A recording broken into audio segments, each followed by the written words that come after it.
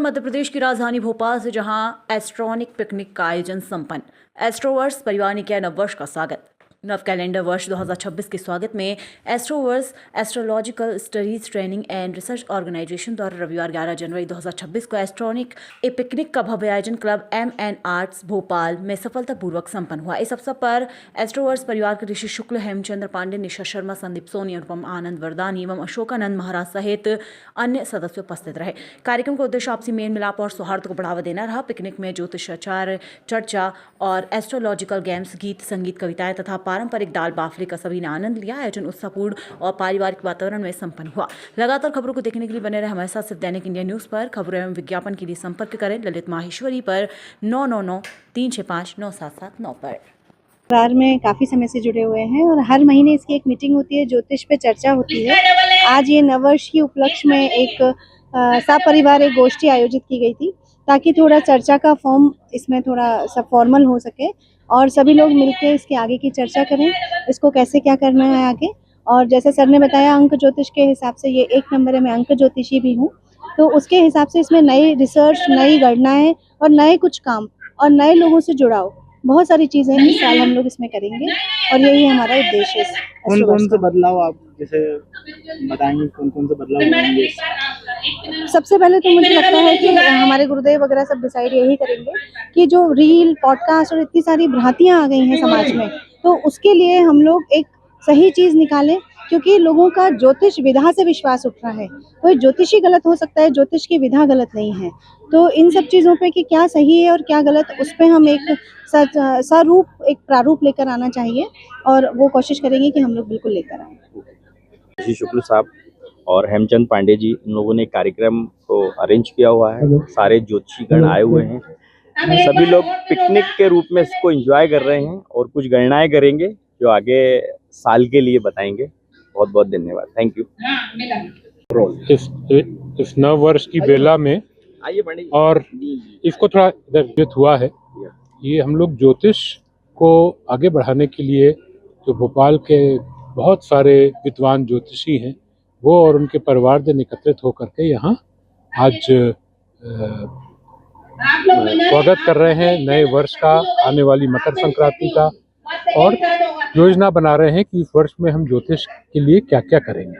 मूल बात यह है कि ज्योतिष कैसे सही ढंग से हो, लोगों को सही रास्ता मिले, उसके लिए हम लोग सब यहाँ मिल करके बैठ के बात कर रहे हैं।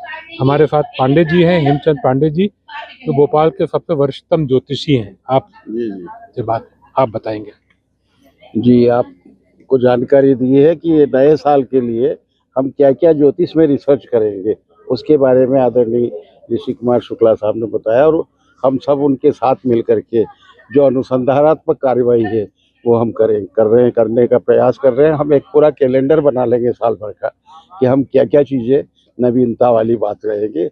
परंतु प्राचीन ऋषियों ने जो हमें बताया है उसी के उसको आधार लेकर के, क्योंकि धीरे धीरे समय के मान से बदलाव आता रहा है। पहले हाथी बोल रहता था 4 पाए का, अब कार रहती है। तो इस प्रकार से जो बदलाव आए हैं उसमें अनुसंधानात्मक हम कार्रवाई करेंगे निश्चित रूप से। ये इस साल में काफ़ी कुछ, क्योंकि सूर्य का वर्ष है ये अंक ज्योतिष के मान से, और सूर्य ज्योतिष में सबसे महत्वपूर्ण माना गया है। प्रत्यक्षम ज्योतिषम शास्त्रम चंद्रार्को यस्य साक्षिणो।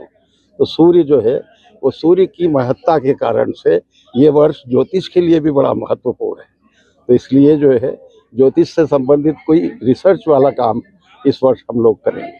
आज यहाँ पे कहाँ से ज्योतिष आए हैं? यहाँ जो एस्ट्रोवर्स से जो भी जुड़े हैं आसपास भोपाल और भोपाल के आसपास के क्षेत्र से सभी लोग आए हैं।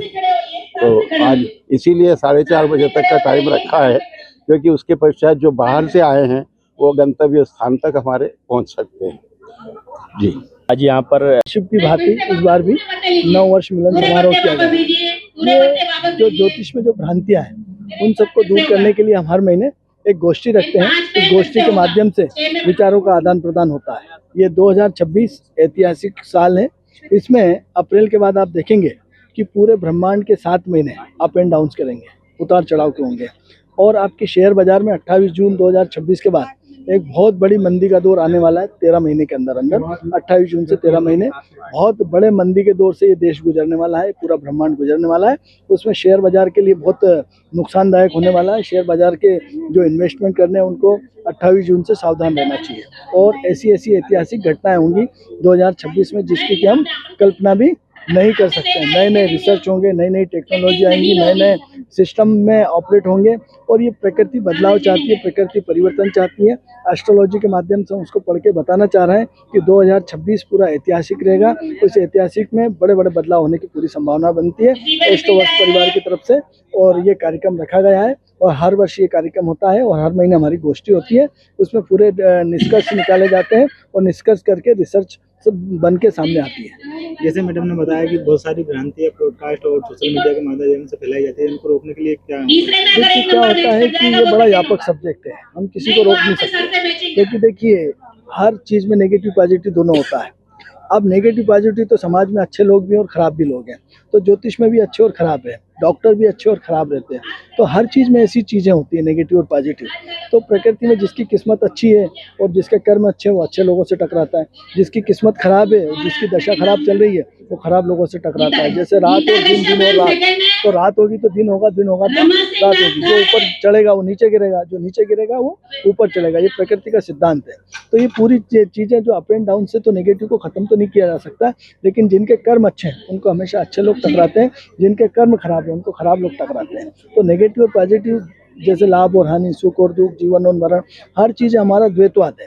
तो द्वैत में आप किसी चीज़ को रोक नहीं सकते। जैसे स्त्री के बिना पुरुष अधूरा, पुरुष के बिना स्त्री अधूरी, रात के बिना दिन अधूरा, दिन के बिना रात अधूरी है। तो ज्योतिष में भी कुछ 50% लोग खराब होते होंगे या हर फील्ड में, तो उसको रोका नहीं जा सकता। लेकिन आप कर्म अच्छे करेंगे तो ईश्वर आपको वहाँ से बचा ले जाएगा।